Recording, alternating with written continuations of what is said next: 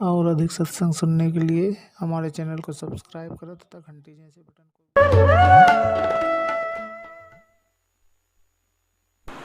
को। जब रामानंद जी को पता चला कि तेरी साधना अधूरी है और असंख्य युग हो गए, जन्म हो गए, यही इस निराकार भगवान तक की साधना, ज्योत स्वरूपी भगवान की साधना करते करते ओम नाम के जापते हैं। और जब देखा सतलोक में कबीर परमेश्वर का दूसरा रूप तेजो में, जिसके एक रोमकूप का ऊपर 1 करोड़ सूर्य, करोड़ चांद मिला दे, इतनी रोशनी भी फीकी पड़ जाए, वो आकार रूप में, मनुष्य रूप में वहां पर रहते हैं। और दूसरा रूप बना के, क्यों परमात्मा जितने चाहे शरीर बना सकता है, तो आम संत भी बना लिया करते थे। एक सिद्धि बहुचौल्य धार है, ये परम सिद्धि युक्त पूर्ण परमात्मा है, जो चाहे सो कर सकते। रामानंद जी को सतलोक ले गए, वहां देखा तख्त पर बैठे हुए परमेश्वर को, जो इतना तेज, एक रोमकूप में करोड़ सूर्य छुप जा, करोड़ चांद छुप जा, इतना रोशनी उनकी। और उधर से 5 वर्ष के बच्चे के रूप में गरीब रामानंद जी की आत्मा को लेकर के वहां पहुंचे। वहां पर परमात्मा पूर्ण ब्रह्म कबीर, उनका वास्तविक नाम कबीर है, इसलिए वेदों में उनका नाम कबीर आया। वहां बैठे तख्त पे कबीर साहब 5 वर्ष के बच्चे एक चंवर उठा के ऐसे चंवर करने लगे कबीर साहब के सिर पे, अपने ही दूसरे स्वरूप पे।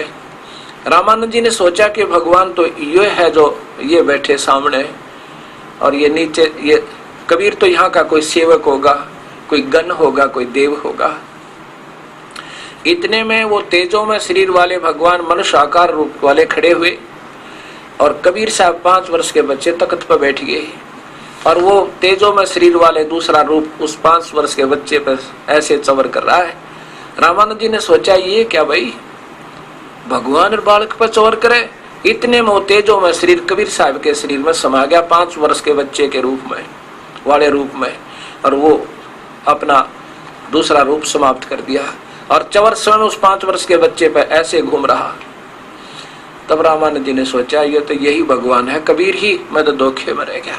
ओए होए देख के कितना नादान में, भगवान मेरे साथ और मैं वाद विवाद कर रहा हूँ। उसी समय कबीर साहब ने उनकी आत्मा को वापस कर दिया, और वहां 5 साल के बच्चे के रूपों पर बैठे रहे। और सामने जो समाधि टूटी रामानंद जी की, सामने वो 5 वर्ष के रूप में फिर बैठे। ओए होए फिर क्या कहा,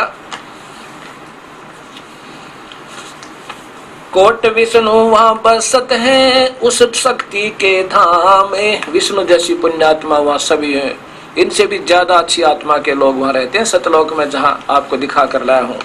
गरीब दास गुल बोते हैं अल्प बस्ती निकाम, शिव शक्ति जासे हुई ये अंत कोट अवतारे। गरीब दास उस अल्प को लखे सो होए करतार, सोए करतार, वो परमात्मा है। क्या बोले रामानंद जी देखकर, तावा चित चक्रित भया ये देख फजल दरबारे। गरीब दास सजदा किए हम पाए दीदार, दर्शन हुए, दीदार माने दर्शन, हम पाए दीदार, उस परमात्मा का हमें दर्शन हुआ।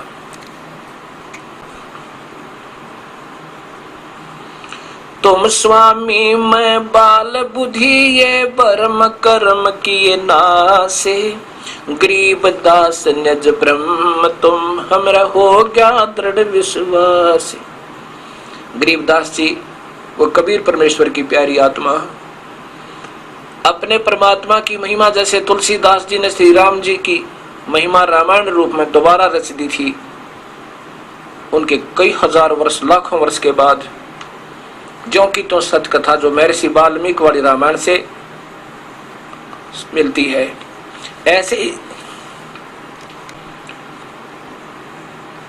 ही गरीबदास जी ने अपने कबीर परमेश्वर का वो आंखों देखा हाल जो स्वयं भी देख कर आए थे, वो फिर रचना जो की तो की।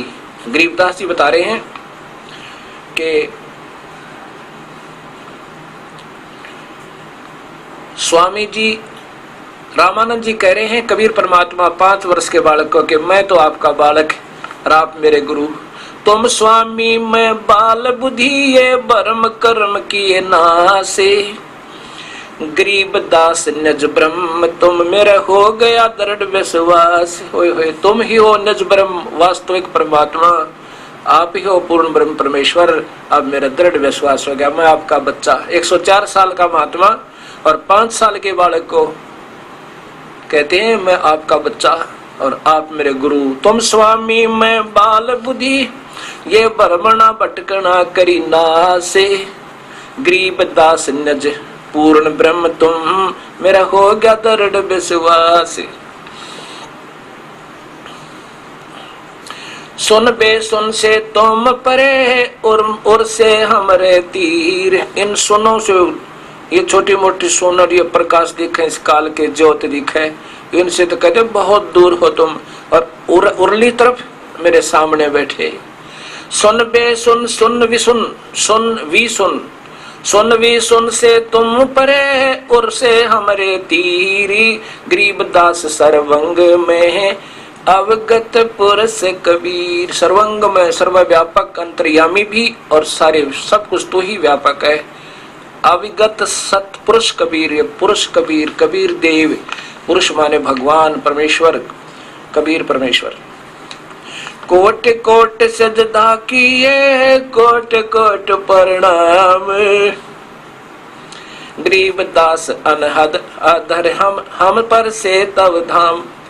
कितना बढ़िया बात लिखी है गरीबदास जी ने कि क्या बोले रामानंद जी के करोड़ करोड़ तो प्रणाम करे अपने उस 5 वर्ष के बच्चे को, 104 साल के, और जिसके 1400 ऋषि शिष्य हो गए थे, जिसके 1400 ऋषि शिष्य हो, 1484 फिर बाद में हुए थे जब गरीबदास कबीर साहब ने उनका भ्रम तोड़ दिया था। 84 और संत हुए थे, पीपाजी, कबीर साहब, रविदास जी आदि आदि, जिनके 14 उस समय 1400 ऋषि थे। जिनके 1400 ऋषि हो उनके शिष्य कितने लाख होंगे, हिसाब लाना रामानंद के। और वो कहते हैं उस 104 साल के महात्मा ने 5 वर्ष के बालक के आगे माथा टेका, एक बार नहीं करोड़ करोड़ नाम रगड़िया।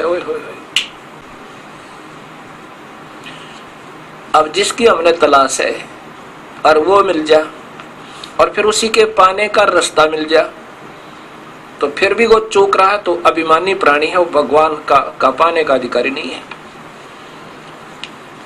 क्या कहते हैं कि हे परमेश्वर, कोट कोट सजदा करे रामानंद जी ने और कोटि कोटि प्रणाम।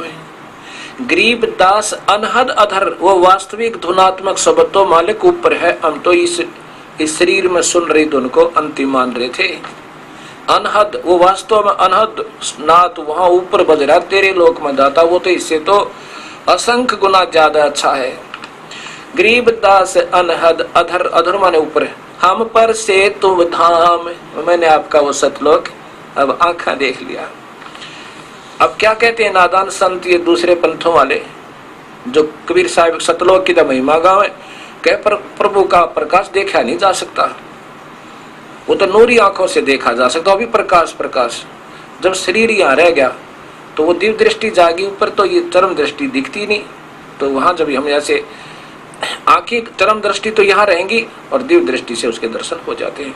कबीर परमात्मा है, आकार में है, मनुष्य जैसा है, लेकिन तेज बहुत है। तेज है तो भी आकार दिखेगा।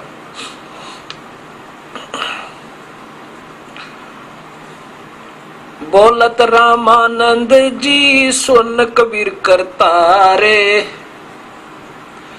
गरीब दास सब रूप में तू ही बोलन आरे। तू अंतर्यामी तू ही है, ऐसा गीता में दिखाऊंगा आपको कि वो परमात्मा था और है जो जीव के साथ अभिन्न रूप से रहता है। जैसे गंध रहती है वायु, वायु रहती है गंध के साथ, ऐसे वो परमेश्वर इस जीव को इधर उधर घुमाता है। यही शक्ति है जो उसके साथ रहती है अंतर्यामी रूप में। अंतर्यामी एक तू आत्म के आधारे, जो तुम छोड़ो हाथ तो मैं कौन उतारे पार। अब क्या कहते हैं रामानंद जी के बोले रामानंद जी सुन कबीर करतार, गरीब दास सब रूप में तू ही बोलनहार। तुम साहेब तुम संत हो, तुम सतगुरु तुम हंस, गरीब दास तुम रूप बिना और न दूजा अंश। तुम साहेब, तुम भगवान हो, और आप ही संत बनकर आए हो और आप ही मेरे सेवक बन गए, दास।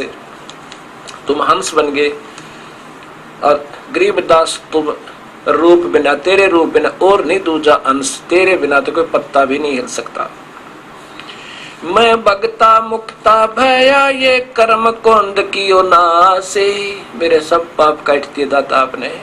मैं आपका भक्त 104 साल के महात्मा हूँ, 5 साल के बालक ने नहीं कहा, मैं आपका भक्त मुक्त हो गया और मेरे सारे पाप कर्म कुंद किए नाश।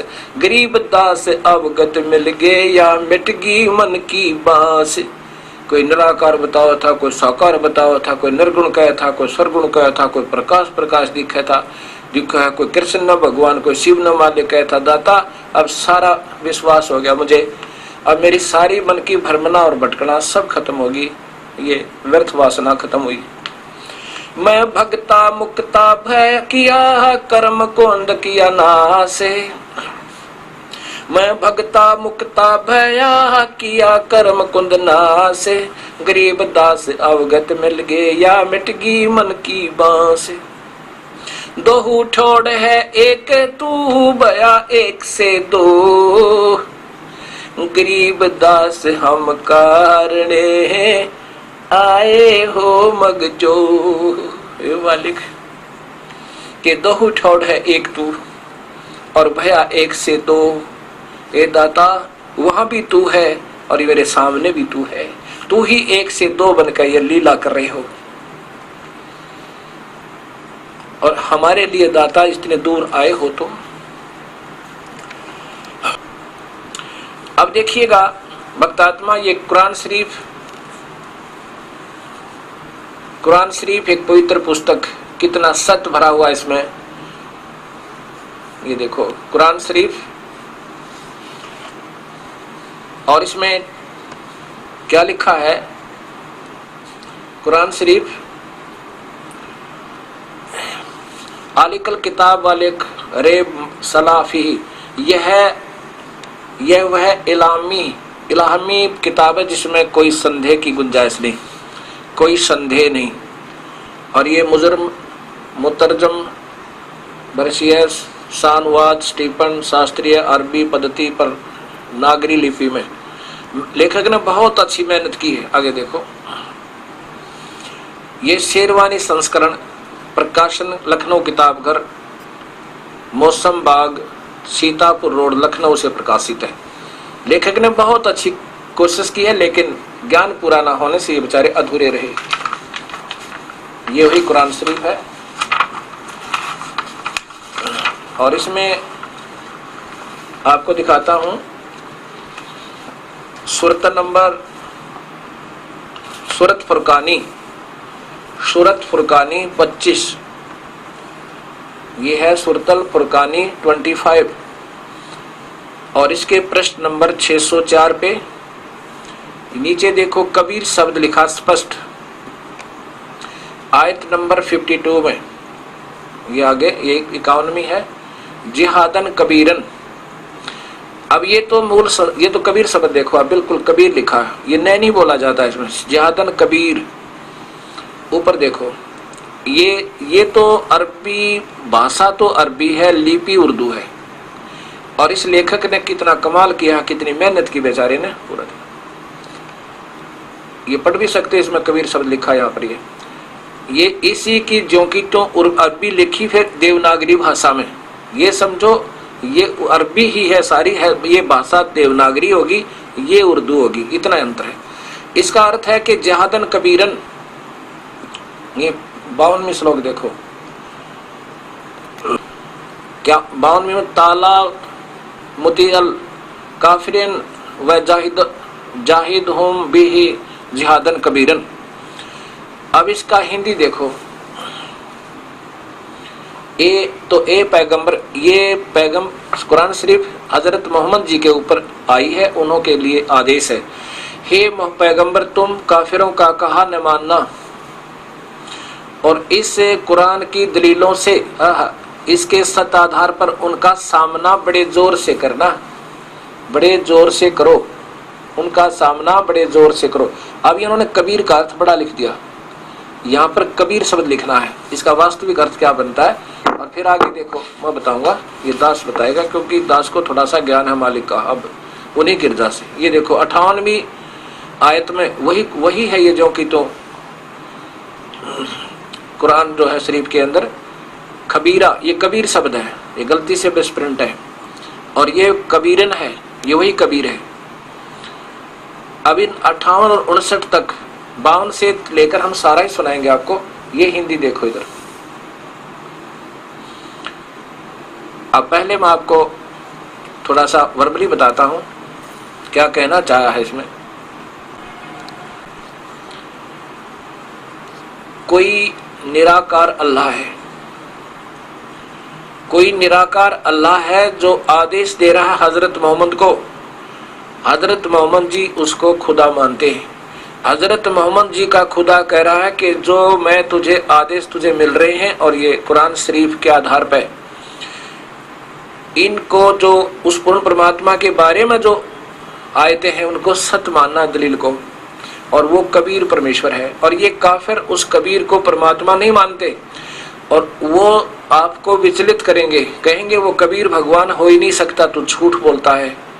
तो इसलिए इसके बेस पे, इन सत्य शास्त्र के आधार पर तो उनके साथ संघर्ष करना, जिहादन करना कबीर के लिए, जिहादन कबीरन, उस कबीर के परमात्मा के लिए तो संघर्ष करना, उनका मानना मत, उन काफिरों का कहा मत मानना। इसका अर्थ ये फिर कहा कि ये वही परमात्मा है जिसने सारी सृष्टि रची, सब शरीर बनाया, सबको तुम्हें, क्योंकि गीता भी ये बताती है वो परमात्मा अन्य है जो सबके तीनों लोकों में प्रवेश करके सबका धारण पोषण करता है। वही शास्त्र एक ही इशारा करें कबीर परमेश्वर की तरफ। और उस परमात्मा की ही बड़ाई के लिए अर्थात महिमा गाने के लिए मैंने तुझे भेजा है।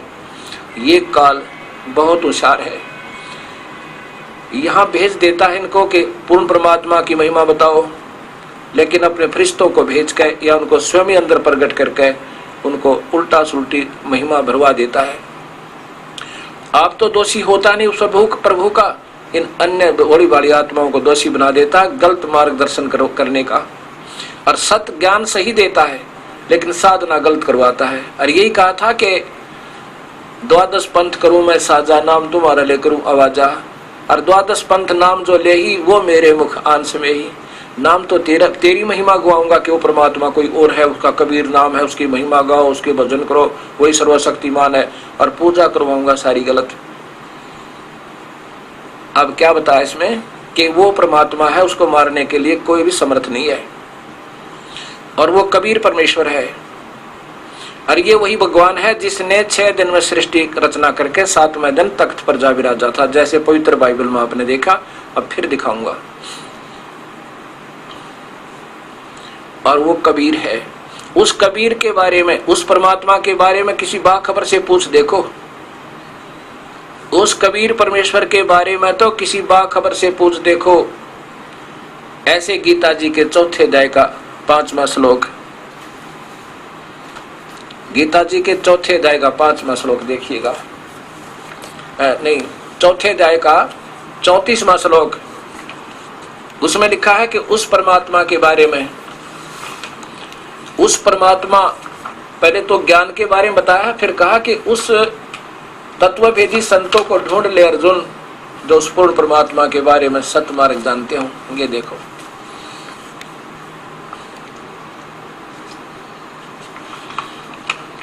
ये अध्याय नंबर 4,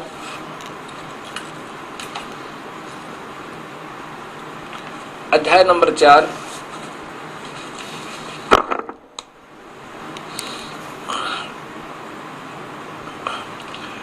देखा, अध्याय नंबर 4 और ये श्लोक नंबर 34 में स्पष्ट है कि उस ऊपर लिखा है कि पहले तो ज्ञान सुन और द्रव्य ज्ञान से ज्ञान यज्ञ श्रेष्ठ है। 133 में कहा है कि धर्म जो करते हो धन से, उससे ज्ञान यज्ञ ज्यादा अच्छी है। ज्ञान से पता लगेगा कि कैसे भक्ति करनी है और कौन है भगवान। उस ज्ञान को तू तत्वदर्शी ज्ञानियों के पास जाकर समझ। भली भांति दंडवत प्रणाम करने से, सेवा करने से और कपट छोड़कर सरलता पूर्वक प्रसन्न करने से परमात्म तत्व के को भली भांति जानने वाले ज्ञानी महात्मा तुझे तत्व ज्ञान का उपदेश करेंगे। अब ये सभी शास्त्र एक इशारा कर रहे हैं कि भगवान तो ज्ञान बोल रहा है, अर्जुन सुन रहा है। जितना भगवान ने ज्ञान था वो बता रहा है कि ओम नाम का जाप कर, 5 यज्ञ कर और ऐसे ध्यान कर, ऐसे वक्त ऐसे कर, तू बस मेरे पास आ जाएगा। लेकिन तूने अगर उस परमात्मा के चरणों में जाना है तो उसके लिए उन तत्वदर्शी संतों ने ढूंढ ले। यानी भगवान तो अपना ज्ञान तो बता रहा है कि मैं तो इतना बता सकता हूं, उस परमात्मा को जो परम शांतिदायक है उसके लिए उन संतों ने ढूंढ ले जो उस परमात्मा के सतमार्ग दर्शक हो, सही ज्ञान जानते हो। यही ज्ञान ये पवित्र कुरान शरीफ आपको दे रहा है।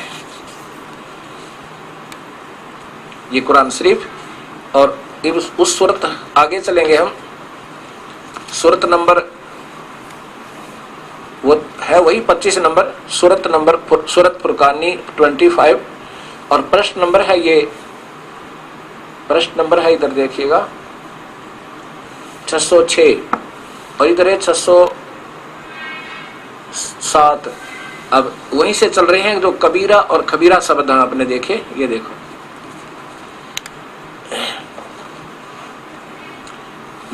ये खबीरा और ये खबीरन, इसी में यहां देखिए। अब 53वीं से चला शुरू हुआ। 52 तो आपने सुन ली कि कबीर परमात्मा के लिए संघर्ष करना, नहीं मानना उन काफिरों की। और ये वही है, ये 53वीं वही है जिसने 2 दरियाओं को मिला चलाया, एक मीठा प्यास बुझाने वाला एक और एक खारी, और दोनों को एक आड़ देकर मजबूत रोक बना दी। यानी कितना नीचे खारा पानी ऊपर मीठा, उस भगवान ने ऐसे नारी व्यवस्था कर रखी है। वही है जिसने पानी की बूंद से आदमी को पैदा किया, फिर उसको साहिबजादे नसब, बेटा बेटी ससुराल वाले दामाद बहुआ दीदी बनाया। और तुम्हारा परवरदिगार हर चीज के करने में शक्तिमान है। ये अल्लाह बोल रहा है कि निराकार बोल रहा है, मोहम्मद साहब को आदेश दे रहा है, क्योंकि निराकार सामने तो आता नहीं। इससे बातचीत भी कर लो, जैसे दर्शन सिंह जी ये कृपाल जी वाले महात्मा राधा स्वामी के करें कि उसको सामने तो आता नहीं, बात कर सकते हैं। ये काल ऐसे बात करता है। तुम्हारा परवरदिगार हर चीज को करने में शक्तिमान है, वो जो चाहे सो कर सकता है। और अल्लाह काफिर अल्लाह के सिवा ऐसों को पूजते हैं जो न उनको नफा पहुंचा सकते और न नुकसान, अर्थात इन देवी देवताओं को 3 गुणों तक नीचे तक पूजा करते हैं, ब्रह्म तक की। और काफिर तो अपने परवरदिगार से पीठ दिए हुए हैं, मुंह मोड़े हुए हैं। और ए पैगंबर, हमने तुमको, वो अल्लाह निराकार करा, हमने तुमको खुशखबरी सुनाने और सिर्फ अजाब से डराने के लिए भेजा है। इन भक्तों को सबको बताना कि पूर्ण परमात्मा की भक्ति करो, नहीं तो नुकसान हो जाएगा। इन लोगों से कहो कि मैं तुमसे इस अल्लाह के हुक्म की, अर्थात ये सत्संग करने की कोई मजदूरी नहीं मांगता। हाँ, जो चाहे अपने परवरदिगार तक पहुंचने का राह इख्तियार कर ले। ए पैगंबर, उस जिंदा, वो परमात्मा कबीर साहब जिंदा रूप में आते हैं। धर्मदास को मिले, गरीबदास जी को मिले। गरीबदास जी कहते हैं जिंदा जोगी जगत गुरु व मालिक मुर्शिद पीर। इन्होंने अपने हिसाब से इसका अर्थ कर दिया चैतन्य, नहीं जिंदा ही लिखना था। उस जिंदा माने उस जिंदा रूप में आए कबीर, क्योंकि मोहम्मद साहब को मिले थे कबीर साहब आकर इसी रूप में। उस जिंदा पर भरोसा रखो जो कभी मरने वाला नहीं है, वो कबीर। अभी वेद बताएगा वो कौन है जो नहीं मरने वाला नहीं है। और तारीफ के साथ उसकी पाकी बयान करते रहो। अपने बंदों के गुनाहों से वो काफी खबरदार है, अर्थात जो पाप तुमने कर रखे हैं वो काट देगा वो परमात्मा। जिसने आसमान और जमीन में, ये वही परमात्मा जिसने आसमान और जमीन और जो कुछ उनके बीच में है 6 दिन में, सबको 6 दिन में पैदा किया और फिर तख्त पर जा बिराजा। वह अल्लाह कबीर है। अल्लाह बड़ा, यहाँ कबीर लिख देते, वह अल्लाह कबीर है। कबीर, वो अल्लाह कबीर। वो 6 दिन में सृष्टि रची, उसको सबको 6 दिन में पैदा किया, फिर तख्त पर जा विराजा, जिसका पवित्र बाइबल प्रमाण देता है। वह अल्लाह बड़ा यानी कबीर है। रहमान है, वह रहमान वास्तव में वो दयालु है। तो उसकी खबर किसी बाखबर इल्म वाले से पूछ देखो। बाखबर जो उस परमेश्वर के बारे में सही जानता है, तो उसकी खबर किसी बाखबर से पूछ देखो। ए मालिक, बोल सतगुरुदेव की जय। अब इसमें स्पष्ट हो गया कि वो कबीर परमेश्वर है और उसी ने सारी सृष्टि रची, और सारा मुसलमान समाज उस परमात्मा को कहते हो तो निराकार है, वो अव्यक्त है, व्यक्त में आता ही नहीं। और कोई व्यक्त में मानता है तो झूठ बोलता है। बताओ, शास्त्रों में लेख प्रमाणित है, पर हम उनको समझ नहीं पाए। धर्मदास जी ने कबीर साहब से पूछा था, हे मालिक, इसका मतलब जो कहानी कथा आप सुना रहे हो हमें, ये तो सत्य है, ये तो कोई शक नहीं, क्या बाकी वेद शास्त्र पुराण कुरान सब झूठे हैं? अगर नहीं धर्मदास, ये वेद कतेब झूठे ना भाई, और झूठे हैं जो समझे नाई। वो नादान है जिनको इनकी क्या लिखा है तो मालूम नहीं, सुनी सुनाई अटकलों पर लतीफेदार बात बना के एक अच्छे वक्ता के रूप में आकर्षित कर रहे हैं। ये स्वयं भी नरक में जाएंगे और अपने अनुयायियों को भी 84 में ठोकेंगे। वो कौन भगवान है? वो कबीर है, किसने जो 6 दिन में सृष्टि रची और 7वें दिन तख्त पर जा विराजा। ये कुरान शरीफ स्वीकार करती है, बताती है। और अब देखो ये पवित्र बाइबल, फिर देखो, क्योंकि ये ऐसा गूढ़ ज्ञान हो गया, इतना गहरा दब गया कि इसको जल्दी से हम बहुत बार सुनेंगे, समझेंगे, जब जाकर बात बनेगी। ये देखो वही the Holy Bible literature revised edition, और ये यहाँ से प्रकाशित है। Indian Bible literature 67 branch road, Berka road, Kilpur, Chennai, यानी बम्बई में। हाँ, चेन्नई में, मद्रास से। अब यहाँ देखो इसके उत्पत्ति ग्रंथ में, ये देखो परमात्मा ने 7 दिन में सृष्टि रची। और ये देखो पहला दिन, ये देखो दूसरा दिन, देखिएगा तीसरा दिन सृष्टि का, और चौथा दिन। यहाँ देखो फिर 5वां दिन, ये 5वां दिन, और ये 6ठा दिन। अब 6ठे दिन में क्या किया है कि वह फिर परमेश्वर ने कहा कि हम मनुष्य को अपना स्वरूप अनुसार उसकी समानता में बनाए है। तब परमेश्वर ने मनुष्य को अपना स्वरूप उत्पन्न किया, और अपने स्वरूप के अनुसार परमेश्वर ने उसको उत्पन्न किया, या नर और नारी किया करके उनकी सृष्टि की। अब ये बताना चाहता हूँ, 6ठे दिन ये सारा कुछ रच दिया। अब उनको और खाने का आदेश दिया, मांस नहीं खाना। फिर परमेश्वर ने उनसे कहा, सुनो, जितने बीज वाले छोटे छोटे पेड़ सारी पृथ्वी के ऊपर हैं, और जितने वृक्षों में बीज वाले फल होते हैं, वे सब तुम्हारे खाने को दिए हैं, वे तुम्हारे भोजन के लिए हैं। ना भगवान ने लिखा था छांट कहियो, ऐसा मांस खाना, ऐसा मत खाना, खुरकटे हुए मत खाना। ये वास्तविक आदेश है मालिक का। आगे उन फरिश्तों के और देवताओं, अन्य फरिश्तों के आदेश हैं जो कि मान्य नहीं है, वो पाप के भागी बना रहे हैं आपको। अन्य पशु पक्षियों को भी छोटे छोटे हरे पत्ते दिए। अब देखो 7वें दिन विश्राम किया। वो परमात्मा 7वें दिन विश्राम किया, 6 दिन में सृष्टि रची, और परमेश्वर ने 7वें दिन आशीष दी और पवित्र ठहरा, क्योंकि उसने सारी सृष्टि की रचना करके सारे काम से विश्राम लिया।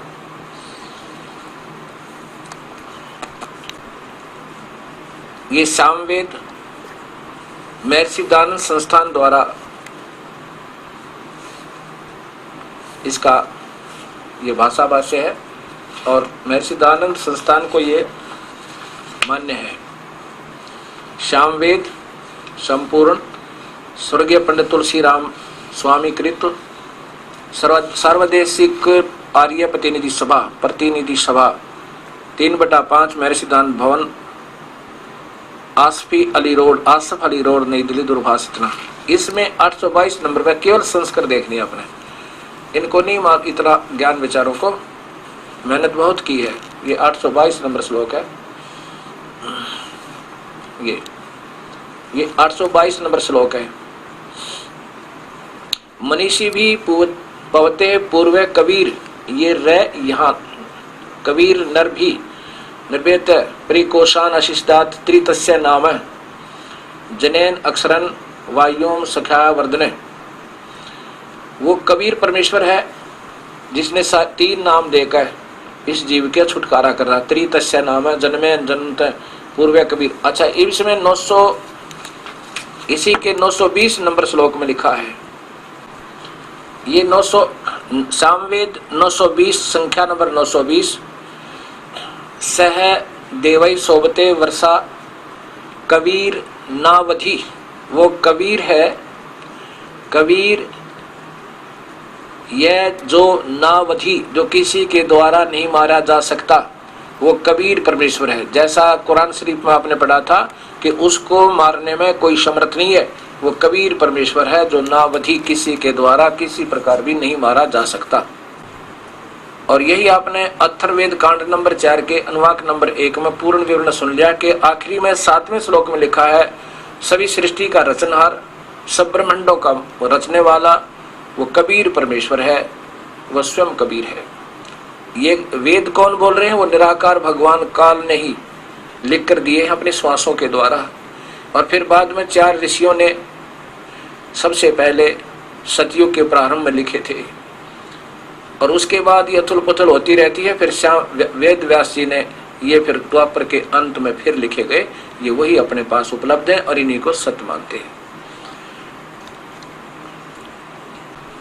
कबीर साहब कह रहे हैं कि देखा देखी गुरु से सोगे, किया ना तथा विचारा, टोल के टोलोगे, अंधे की बाँ पकड़ी अंधे ने मार्ग कौन बतासी। कितना स्पष्ट ज्ञान देते हैं कि साचा सतगुरु कोई ना पूजे, पूजे झूठे जगपतियासी। अब जितना भी शास्त्रों के विरुद्ध साधना है सबने स्वीकार है, कोई मन में वापत्ति नहीं। और अब ये सत्य ज्ञान समाज के सामने आ रहा है, ये गुरु लोगों के मिर्चें लड़ेंगी। जो पुण्यात्मा होंगी, रामानंद जी जैसे महापुरुष, वो तो अपना कल्याण करवा लेंगे और पाप के भागी नहीं होंगे। जिन्होंने केवल अपना अभिमान चाहिए और फिर पशु बनना मंजूर है लेकिन सत्य स्वीकार नहीं करेंगे, वो अपने शिष्यों के भी दुश्मन और स्वयं के महादुश्मन तो है ही है, और प्रभु के दोषी। काफिर कूड़ा ज्ञान पसारे, वो काफिर है जो गलत ज्ञान प्रचार करते हैं। अब क्या बताते हैं कि देखा देखी गुरु से सोगे, किया ना तथा विचारा। गुरु शिष्य दोनों के सिर पे ये नकली गुरुओं का शास्त्र विरुद्ध साधना बताने वाले झूठा विवरण काल तक का दे रहे हैं, और उनके अनुयायी शिष्यों पर कहते काल ठोक का पंजारा। चाहे वह कबीरपंथी है जिनके पास 3 नाम वाला सत मंत्र नहीं है, वह केवल गीत गान तर कबीर साहब को भगवान मान लेने से, ऐसे नहीं। अब किसी ने मालूम है कि अमृत है शीशी में, कितना शीश है और उसमें अमृत है, और वो अमृत आपके पास है नहीं, तो ऐसे मान लेने से हम भी मानते हैं कि अमृत है उस शीशी में और वो अमर कर देता है, प्राप्त आपको है नहीं, तो व्यर्थ की व्याख्या है। चाहे किसी भी पंथ से संबंधित है, ये सत्कर मानना। अब यहाँ समस्या आएगी कि क्या आप ही ऐसे हो कि आपको ही मालूम है क्या और सब किसी को मालूम नहीं? ये तो आप सोच लेना। इतना प्रमाण दिया जा रहा है, इसके बाद भी आपकी बुद्धि अगर यही काम करती है तो फिर आपकी मौज है, कोई किसी पर दबाव नहीं।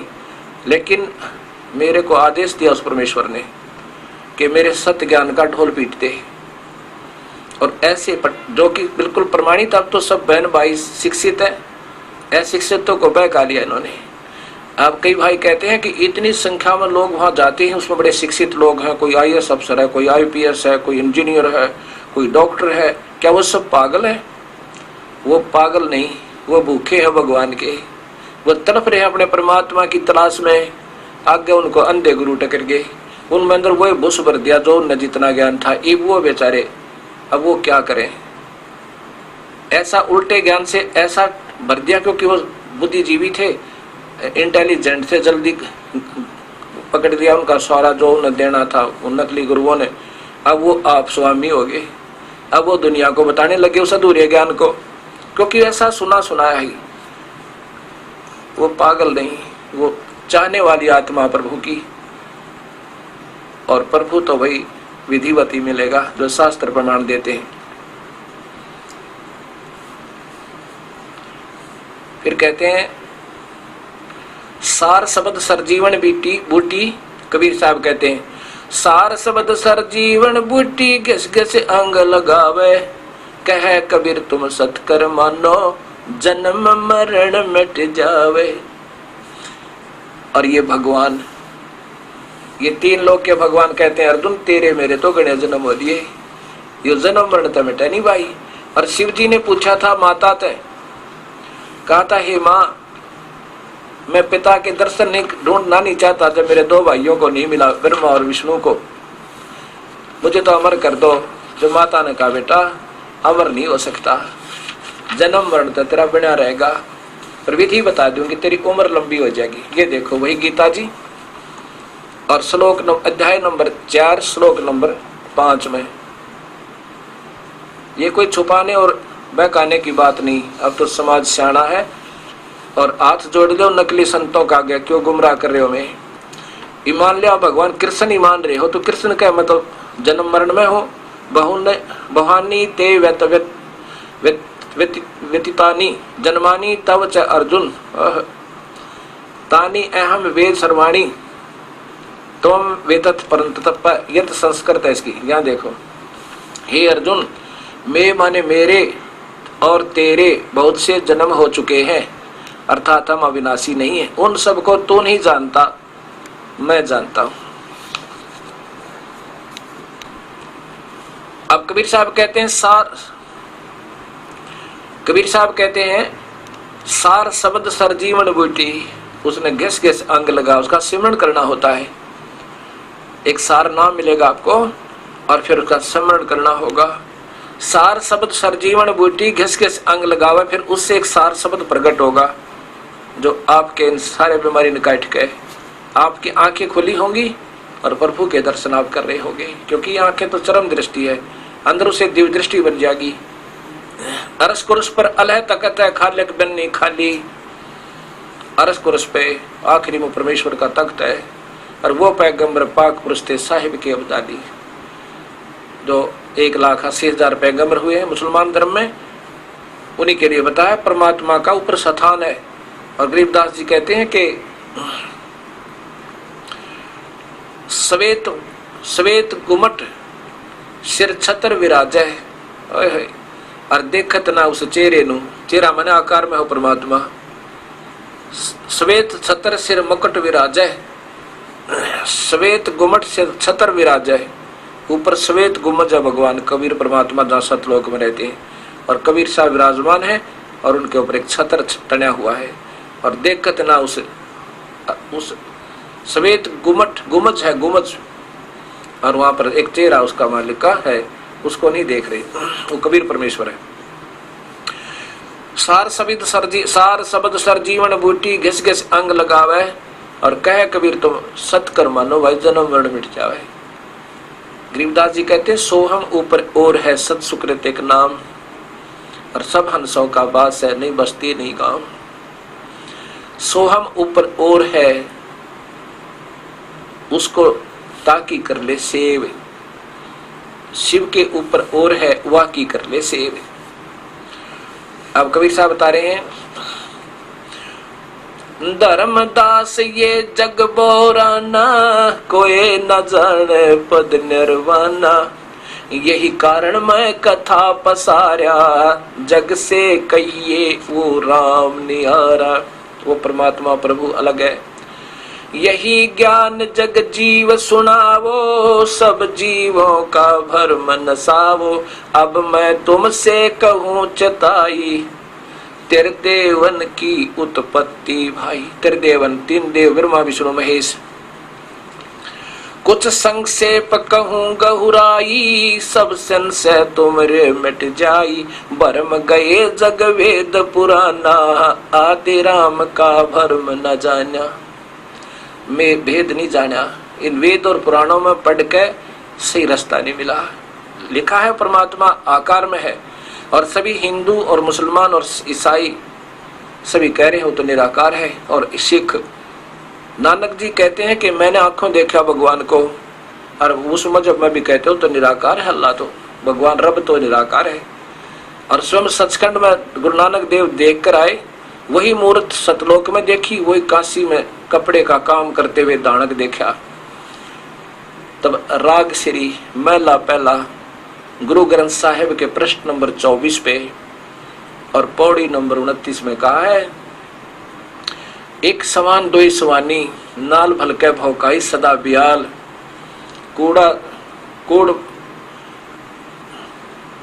कूड़ छुरा मुठ मुर्दार, वो धानक रूप रहा करतार। फिर कहते हैं जो सतलोक में देखा था जब तो जिंदा रूप में थे, जिंदे का रूप बना रखा था, सतलोक में लेके गया मुझे, वहां परमात्मा और दिखाया जैसे रामानंद जी को देखा। और फिर कबीर साहब जिंदा के रूप में तख्त पर विराजमान हुए थे। जब उस वस्तु को देखकर नानक जी ने कहा था, वाहे गुरु सतनाम वाहे गुरु। गरीबदास जी कहते, झांकी वे कबीर की नानक की तीवा, और वह सिखा का गल पड़ी कौन छुटावे था। सचखंड में जब बेई नदी से कबीर परमेश्वर जिंदा के रूप में आके गुरु नानक देव को सचखंड ले गए, 3 दिन तक उनको बेहोश रखा एक तरफ ले जाकर। लोगों ने सोचा था कि वो गंगा उसमें बेई नदी में डूब गए हैं, लेकिन नहीं, उनको अंतर ध्यान करके नीचे नीचे और अपस्ट्रीम में ले गए थे कबीर साहब, और वहाँ एक जंगल में बैठा कर बातचीत हुई। फिर वहां से समाधि लगवाई। समाधि में ये तो बेहोश हो गया, शरीर रह जाता है, उस आत्मा को लेकर गए। तो वहां सचखंड में वो कबीर परमेश्वर ही देखा, वहां पर जिंदा रूप में थे जब उनके साथ गए। वहां आगे देखा वो तख्त पर जो परमात्मा थे उनका बहुत तेजोमय शरीर था, एक रोमकूप में करोड़ सूर्य करोड़ चांद मिला दे, ऐसा तेज था उस कबीर परमेश्वर का वहां सतलोक में सचखंड में। तो वहां देखकर कहा था, वाहे गुरु वाहे गुरु। और कबीर साहब ने कहा था, सतनाम से बात बनेगी, सच्चे नाम तय, और फिर दूंगा सारनाम। सारनाम तो बहुत लास्ट में, जब कति हृदय से देख दिया जाता है, किसी कमाई पूरी होगी तब वो दिया जाता है। तो कहा था कि सतनाम दूंगा, काशी रहता हूँ, जुलाहे का काम करता हूँ, काशी में हूं मैं। लेकिन उनको तसल्ली नहीं हुई कि ये परमात्मा काशी में क्या करेगा। गुरु नानक देव जी को पूरा यकीन नहीं हुआ। ये तो यकीन हो गया कि प्रभु यही है, ये ब्रह्मा विष्णु महेश भगवान नहीं है, ये पूर्ण नहीं है। पहले भगवान विष्णु के उपासक थे। गुरु नानक देव जी गीता पढ़ा करते, ब्रजलाल पांडे दोरे, और तब कहा करते एक ओंकार निर्भय, ओंकार माने युग काल भगवान। लेकिन उसके बाद उन्होंने ओंकार को निर्भय नहीं कहा, फिर तो सतनाम श्री वाहिगुरु कहा था। ये पहले की लिखी हुई वाणी है गुरु नानक देव जी की, और फिर उनको मिला करके एक मंत्र बना दिया, वो एक ओंकार निर्भय, ये सारा कुछ है। तो वहां पर कहा था कि वाहिगुरु वो सतनाम मिला। और अब गरीबदास जी भी प्रमाण देते अपनी वाणी में कि झांकी वे कबीर की, झांकी माने सतलोक का नजारा देख के नानक की वाह, और वह शखा का गल पड़ी कौन छुटावे था। ऐसा क्यों कहा प्रभु ने कि वो गुरु मिले, धन्य वाहे गुरु वो होए। वाहे गुरु का अर्थ होता है एक महिमात्मक और सराहनीय शब्द है, दोनों का प्रतीक है, महिमा भी और उसकी सराहना भी।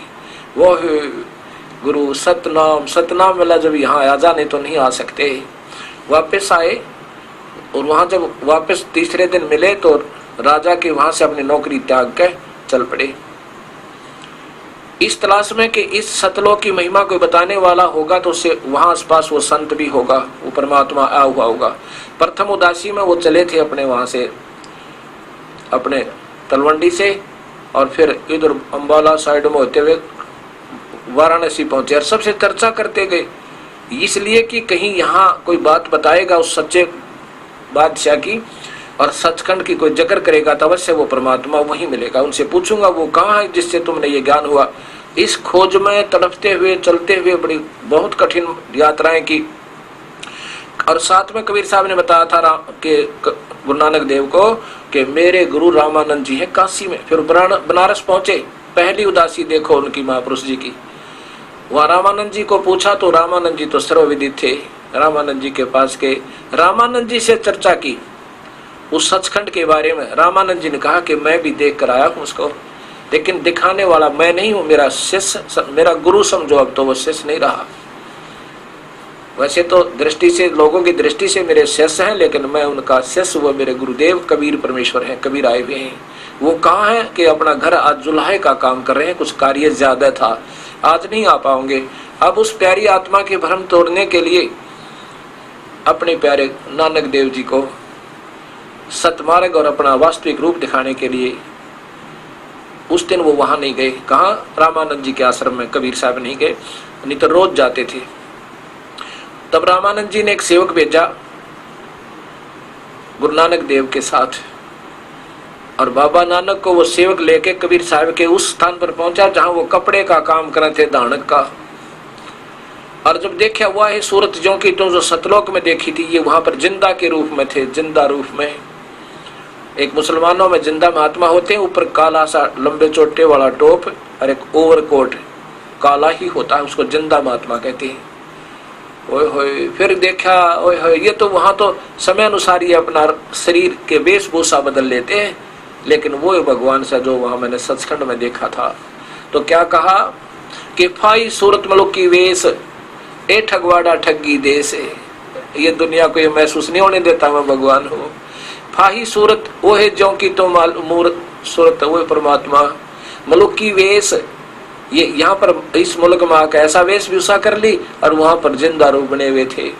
फाही सूरत मलुक की वेश ए ठगवाड़ा ठगी देश, खरा सियाणा बहुते बार ये दानक रूप रहा करतार।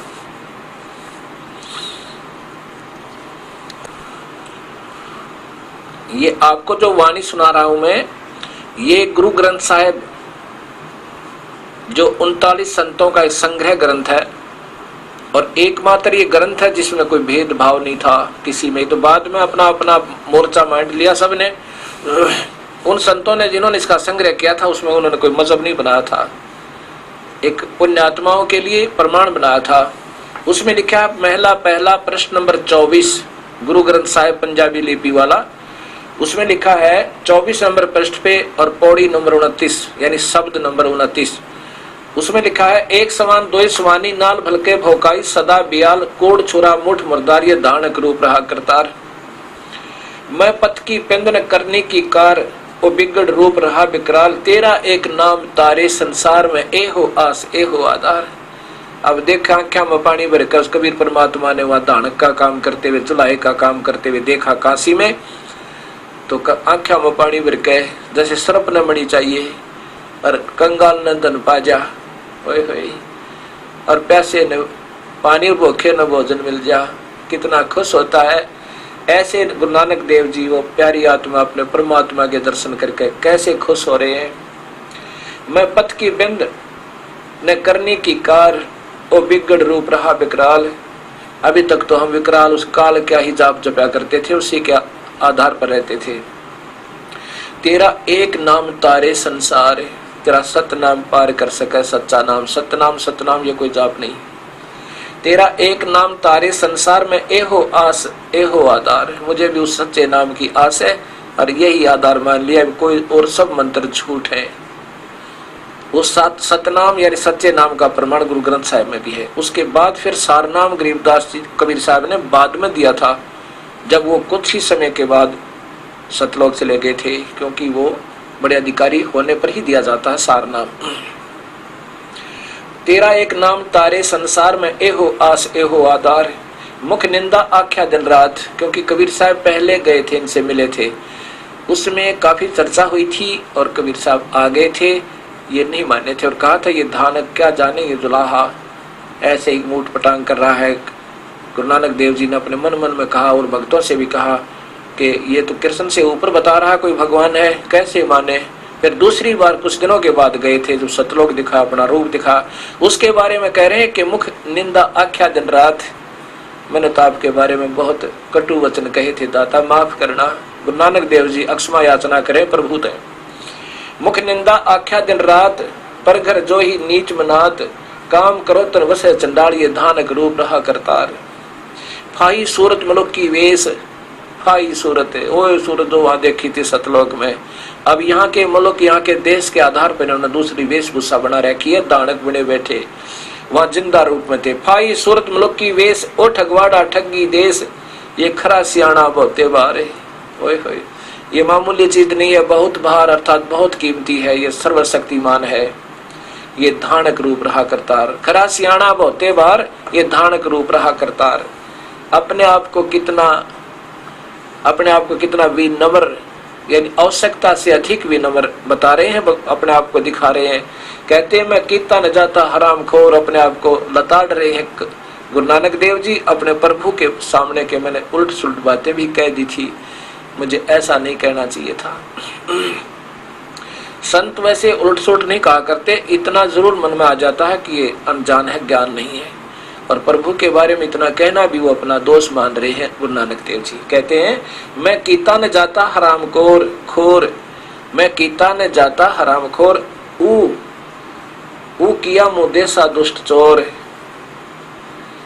नानक नीच कह विचार है, अपने आप को कितना अधीन कहे। गरीबदास जी भी कहते हैं बांदी का जाम गुलाम गुलाम गुलाम हूँ, भाई जिसने पार होना है ऐसे विनम्र होना पड़ेगा प्रभु के सामने, अभिमान से भगवान नहीं पावे।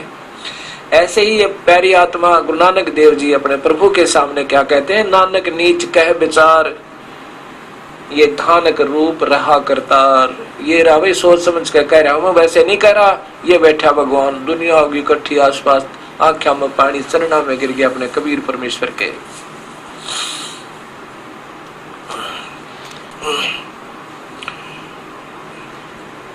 अब सभी पढ़ रहे हैं अपने अपने ग्रंथों को, लेकिन कबीर परमात्मा की भी रजा बिना इनमें से ये माल निकल नहीं सकता, सामने नहीं आ सकता। उन्हीं की रजा से आज इस दास के ऊपर कृपा हुई, ये सब शास्त्रों का की मलाई आपके सामने आ गई।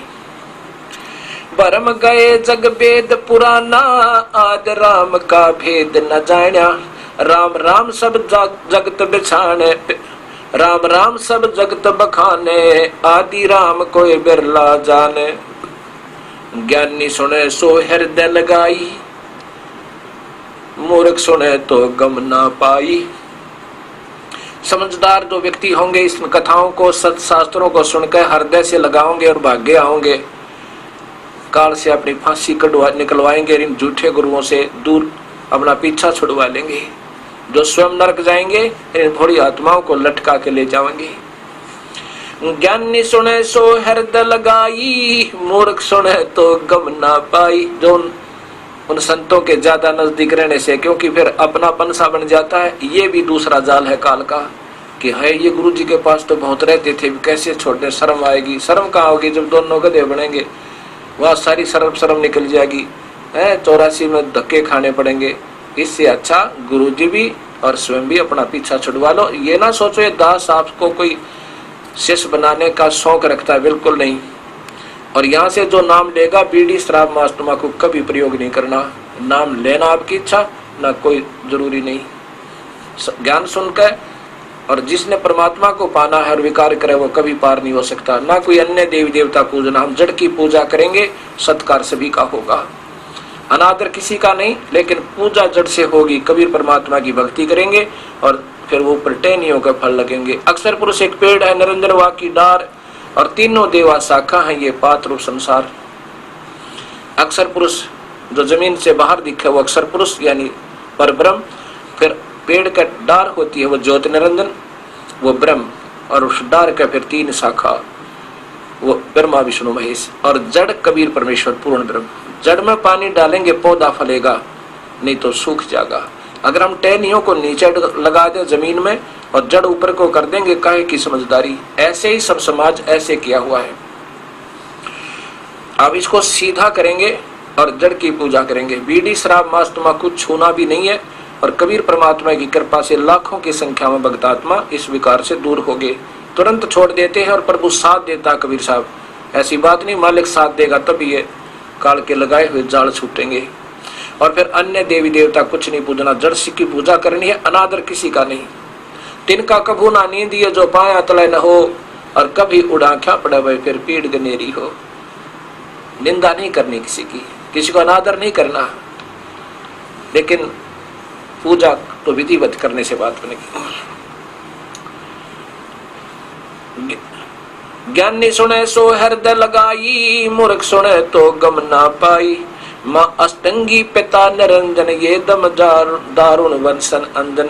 ब्रह्मा विष्णु महेश की माँ तो अष्टंगी और पिता ये काल ब्रह्म। अब इसका आपको गीता जी में दिखाऊंगा, ये देखिएगा। पवित्र गीता जी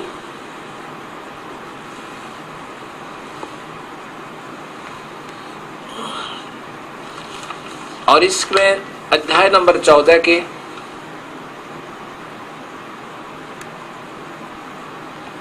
श्लोक नंबर 3, 4 और 5 पे, श्लोक नंबर 3 है कि अर्जुन,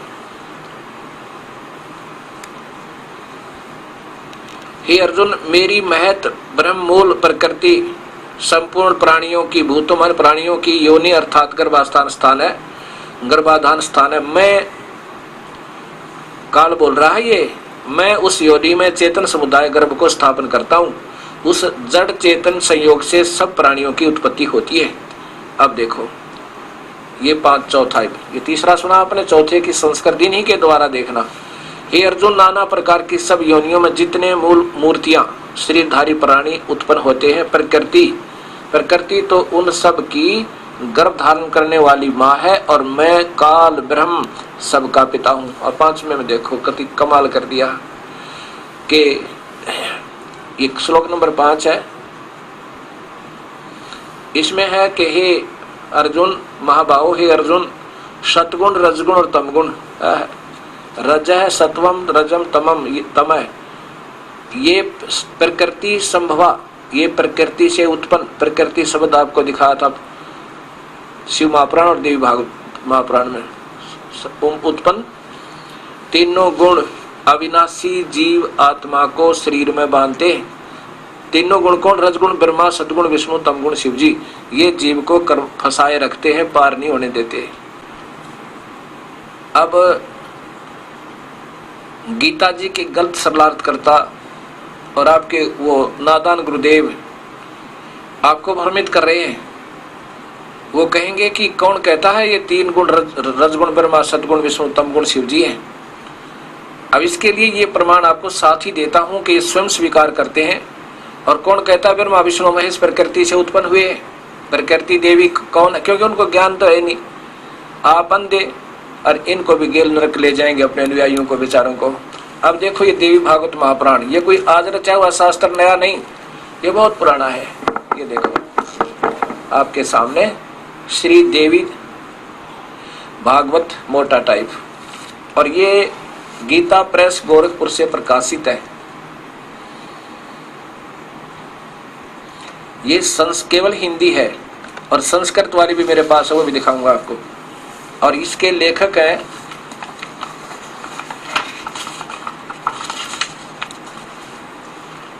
ये देखिएगा, ये तो इनका गीता प्रेस गोरखपुर से प्रकाशित है। यहाँ देखो, ये हनुमान प्रसाद पोदार, संपादक चिमन लाल गोस्वामी।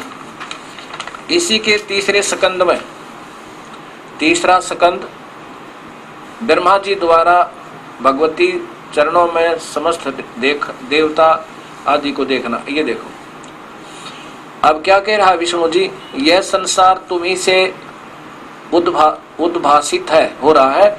मैं विष्णु, ब्रह्मा और शंकर, हम सभी तुम्हारी कृपा से विद्यमान हैं, तुम्हारे से उत्पन्न हुए हैं। हमारा आविर्भाव और तिरोभाव हुआ करता है।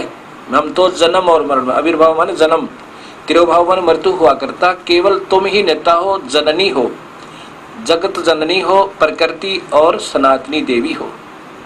इसी में फिर शिव शंकर भगवान, ये 123 नंबर श्लोक है, पृष्ठ है। भगवान शंकर बोले, देवी यदि महाभाग विष्णु तुम्ही से प्रकट हुए हैं तो उनके बाद उत्पन्न होने वाले ब्रह्मा भी तुम्हारे बालक हुए। और फिर मैं तमोगुणी लीला करने वाला क्या तुम्हारी संतान नहीं हुआ? हे मालिक, अर्थात मुझे भी उत्पन्न करने वाली तुम ही हो। अब ये अंधे गुरु आपको भी चला सकते हैं, पर ऐसे नहीं विचलित होने देंगे परमात्मा कबीर साहब आपको। अब गीता जी का सलार्थ करते हुए इन महापुरुषों को कोई वास्तविक ज्ञान नहीं था। अब ये सामने आ रहा है सतमार्ग, तो ये अनजान गुरु कहेंगे आपको कि कौन कहता तीनों गुण ब्रह्मा विष्णु महेश हैं, कौन कहता प्रकृति वो दुर्गा है। ये शास्त्र कहते जिनके आधार पर तुम उनके गुणगान झूठे गाया करते थे। अब ये आपके सामने है वही देवी भागवत महापुराण संस्कृत सहित। इसमें स्वीकार करते हैं कि हम तो तमगुण आपने क्यों बना दिए माता। ये देखिए सटीक भाषा देवी भागवत सटीक स मातम खेमराज श्री कृष्ण बम्बई प्रकाशन द्वारा। अब इसके अंदर तीसरे स्कंद में आप देखिएगा, यहाँ देखो शिव जी कह रहे हैं सब लोगों के सृजन करने की इच्छा करने वाले हरि ब्रह्मा और शिव, हरि विष्णु ब्रह्मा और शिव, यह सब तुम्हारी चरणों की भक्ति और प्रीति को प्राप्त होकर कर सकते हैं। हे मात, हे प्रकृति, यदि हमारे ऊपर आप सदा दया युक्त हो तो हमको, शिव कह रहा मुझको तो तमोगुण बना दिया, प्रदान किया, और ब्रह्मा रजगुण और हरि सतगुण, हे मालिक आपके सामने है। किस, यहाँ देखो किस प्रकार स्थित किया, नीचे आएगा ये याद है, किस प्रकार युक्त किए हे मात, बताओ। ये आपके सामने है, कोई नई बात नहीं है।